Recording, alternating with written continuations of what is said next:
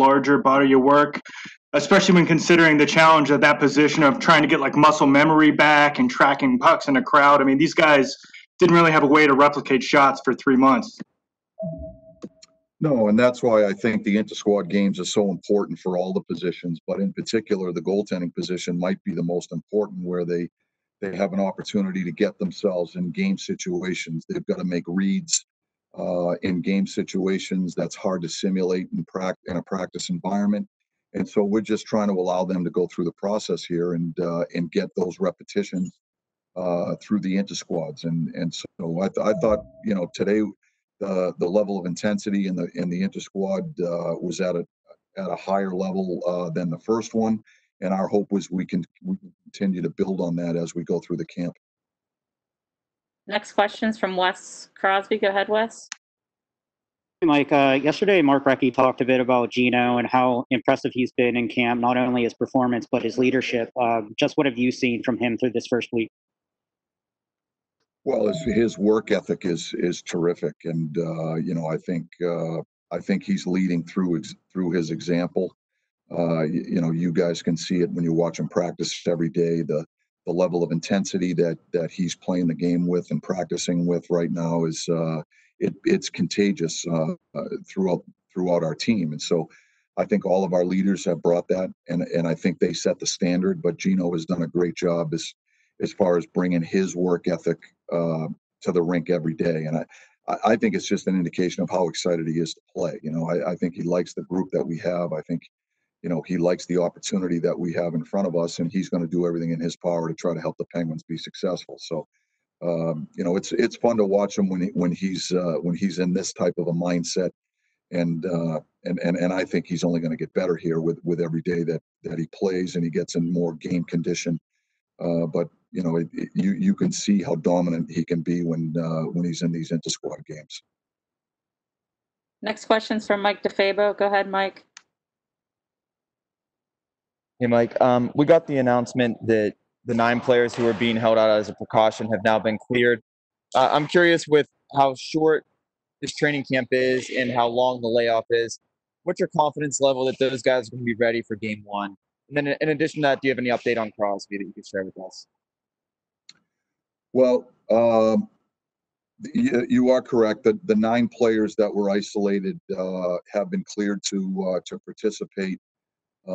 And so we chose to give them an opportunity to get a couple of days of skating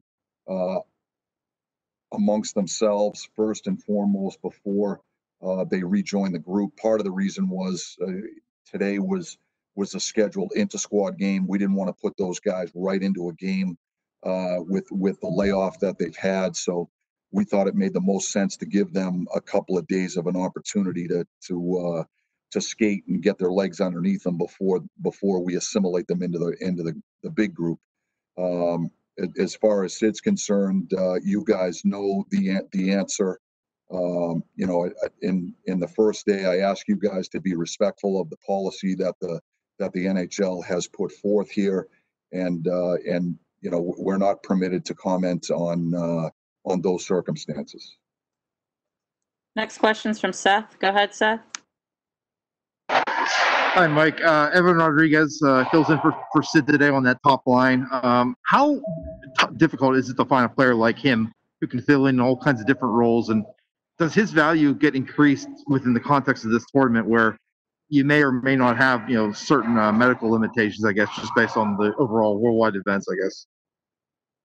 Well, I think he's a very valuable player. He's a versatile guy. We can plug him into so many different types of roles. You can see today he played in Sid's spot with Connor and Jake, and he has great offensive instincts. He made plays with those guys.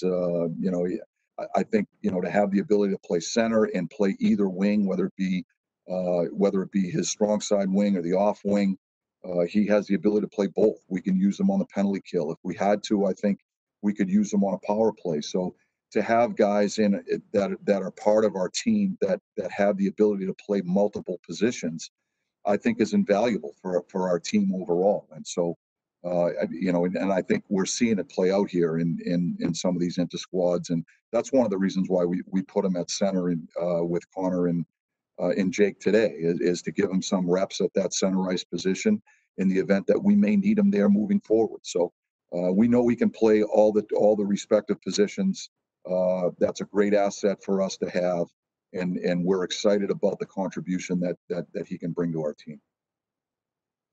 Hey, everyone, before we get to the next question, we have 5 questions on deck, so we won't be able to get to any more after that. So whoever's hands up will get their questions in.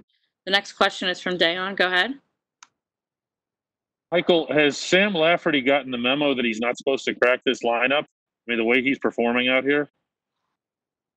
Well, Sam's playing hard. He only knows one way to play, and that's hard. He's competitive out there. You can see it in his game. I think one of the things we talk with our team about is just getting to a certain competitive level as a group here with each passing day that we play together. So we don't have the luxury of easing into this thing like we've got an 82 game schedule in front of us.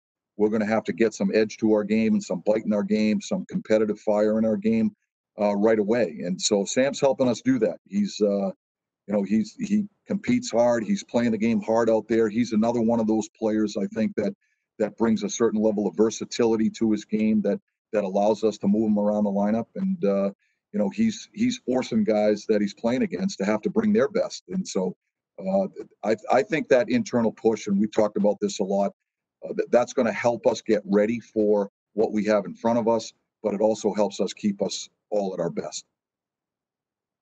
Next question is from Dan Potash. Go ahead, Dan. Hey, Sully, just curious about what was originally scheduled for the remaining couple of days of this phase for practice. Originally, one more scrimmage coming on Friday. Would that scrimmage have been for 3 full periods? And what was the decision behind adding an extra scrimmage that now you will play on Thursday and Saturday? Yes, that would have been 3 full periods. Our intention before we had to isolate the 9 players was that we would have more guys on each bench. We've had to make adjustments with that. As you guys could see, we had a hard stop after the 2 lines. We put a 45-second rest on the stopwatch to simulate a 3rd line that we would have on each team. Having said that, it's not as game real as if we had 3 lines to be able to rotate through. So, and the fact that we added a scrimmage was a decision that the coaching staff made. Part of it was on feedback from the players. Part of it is just our own observations and insights into what we think that is best for the team and what the team needs to get them most game ready for what we have ahead of us. So, it's these game situations. There's a certain level of conditioning that's involved with the game situation that you can't simulate through drills and practice. So we just felt to have one additional inter-squad game wouldn't hurt us. We think it would help our group, and that's part of the reason why we made the decision we made. Next question's from Will Graves. Go ahead, Will. Mike, I'm curious, you mentioned, you don't have 82 games to ease into this. Would you anticipate, especially with the goaltenders, being a little more quick to make a move? Those guys aren't going to have 3 or 4 games to kind of get their bearings. I mean, and you anticipate, forgive the phrase here, a quote shorter leash for those guys, or even for certain role players that like if they're not clicking, you gotta move along. We're going to make decisions that we think are best for the team. And, as I tell you guys all the time, the decision that the responsibility I have as the head coach is to put the guys on the ice that we think give us the best chance to win each and every night. And that's really the criteria that we use. That's the question I always pose to the coaching staff, and we try to drill down into the details and try to make the best decision for the hockey team. Next question is from Mike DeFabo. Go ahead, Mike. Hey, Mike, I was just curious, In other leagues, there have been some issues with the test, and this whole process is going to be incumbent upon having fast, accurate results. How has that process gone from the NHL standpoint? Well, I can only speak from, from our perspective. Our training camp so far has gone very smooth. I give Chris Stewart, our athletic trainer, and Dr. Vias and Dr. McLean and the medical staff here have done a tremendous job in communicating with us, but also with the company that does our testing on a daily basis. And I know these guys have worked extremely hard to try to make it as seamless as we could possibly make it for the players when they come into the rink every day. So from our standpoint, it's gone fairly smooth. It's a little bit of an adjustment just as far as our workflow and the routine that we have when we get to the rink every day. But as I said to the players on day one, that we have to expect inconvenience. This is just this is the world we live in right now, and we're going to embrace whatever comes our way. And but I have to say, I think Stu and our medical staff, starting with our team doctors, have done a tremendous job in making sure that they've paid attention to all the details so that we could make it as seamless as we could possibly make it for our players. Last questions from Seth. Go ahead, Seth. Mike, this question might be going down that avenue as well. But for the scrimmages, you've had players wearing their normal jerseys. You've had music for the warm-ups and everything like that. Is that done to maybe help maintain or reintroduce some sense of normalcy going into this, given that we're in the middle of July right now? Yes, we're trying to create as close to a game environment as we possibly can under these circumstances. And so, they get a 15-minute warm up just like they would during the regular season.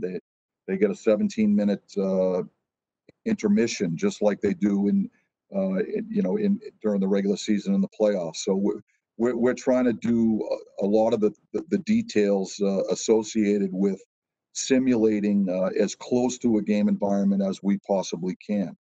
Our game on Thursday is going to be at 7:00 at night, and so they're going to go through a regular game, a regular game day routine.